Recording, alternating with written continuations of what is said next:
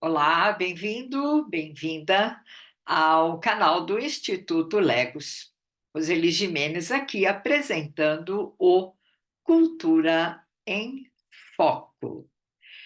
É, Hoje vou entrar para um mundo que costuma ser conhecido como conto de fada, não é? Mas, por um lado, que talvez seja um pouquinho diferente, porque eu vou falar do filme Donzela, que estreou agora em 2024 no catálogo da Netflix.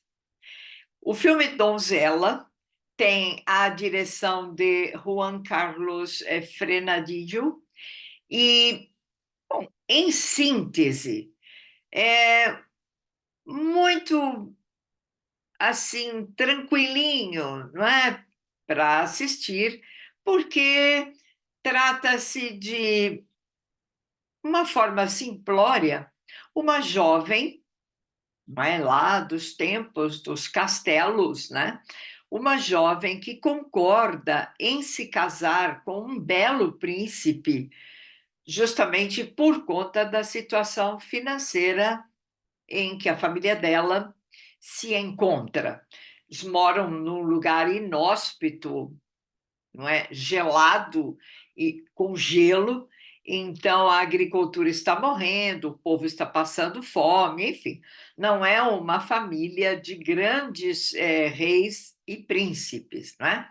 Então, por conta disso, ela aceita casar-se com o príncipe, mas o que ela vai descobrir que tudo era uma tremenda armadilha. Bem, mal o casamento é concretizado, há um corte na palma da mão do príncipe e na palma da mão dela. As palmas se unem, o que significa que a partir desse momento ela conquista um sangue real. É a pista grande da narrativa. Nesse momento, o príncipe, todo bonzinho, pede que ela recoste-se sobre ele, ele a pega no colo e, bom, tem que dar spoiler porque não dá para falar sem contar a história. Bom, ele a joga em uma caverna bem abaixo desse espaço em que estão, e nessa caverna há um dragão, aquele dragão horroroso, cuspidor de fogo, e bom, ali ela tem que confiar tão somente na inteligência, na vontade, para poder sobreviver. Como eu disse, de pronto a gente parece estar diante de um release de um conto de fada, um como tantos outros. Mas justamente quem recomendou-me, né, esse A Donzela é uma grande amiga, socióloga, professora Georgina Santos. E ela disse assim: não, assista, porque aí há divergências em relação a um conto de fada. Bom, fiquei curiosa, espero que você também fique curioso, curiosa para ver o filme. Bom, diante disso, a elementar mudança que aparece em relação a um tradicional conto de fada é porque aponta para uma heroína e não para um herói. Afinal, o príncipe, a primeira coisa que faz não é defender a princesa, mas ao contrário, né? Jogá-la ao dragão. Então, é a heroína que vai travar uma luta contra o mal. Nesse caso, metaforizado por esse dragão cuspidor de fogo.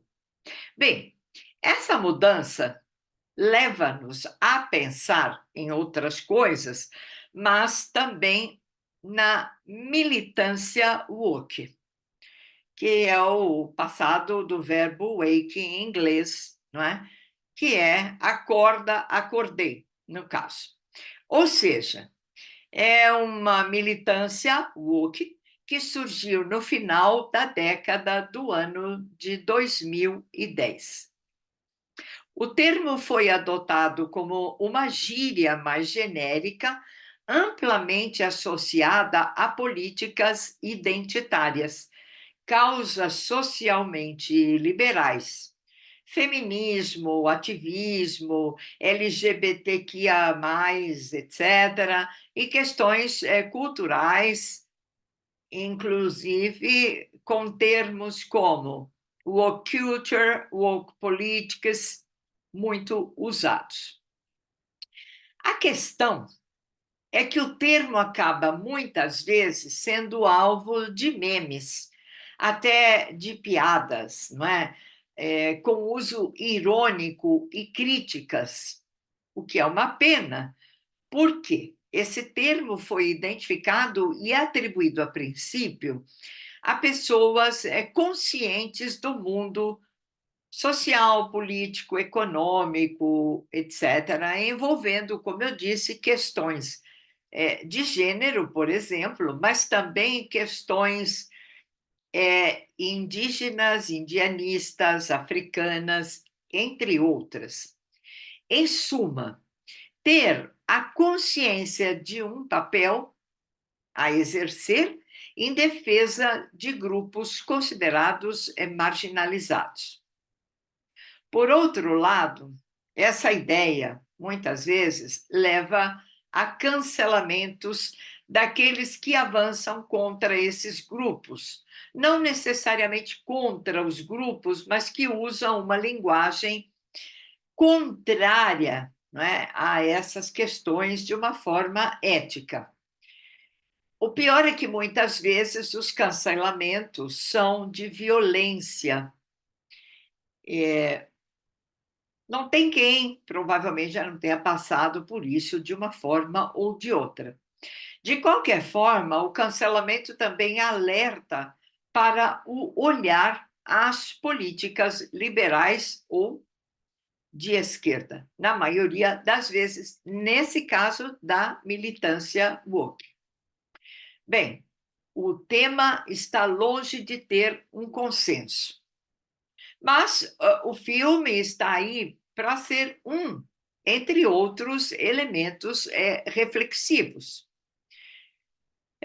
No entanto, e por outro lado, não quer dizer que o filme seja lá uma obra inovadora do ponto de vista cinematográfico, mas traz sim esta ideia, não é, social reflexiva. Portanto, de qualquer forma, no filme, a donzela não é mais uma vítima. Ela começa com esse papel, mas ela não é vitimizada, né? Ela reage, ela enfrenta. Literalmente, ela vai se virar e ela se vira para sair das garras do dragão. Metaforicamente, seja lá quais os dragões com os quais lidamos, que expelem fogo. E há uma coisa interessante aí, não é, em relação ao dragão. Ele também é alguém vivendo de vinganças, não é? E bem, no fundo e ao final tudo dá certo. A princesa, entre aspas, reage e vence a parada, né? Vendo de um outro modo, é bem aquela metáfora do encontro consigo mesmo. Na hora H, é preciso reagir e trabalhar para dar conta da situação, não é?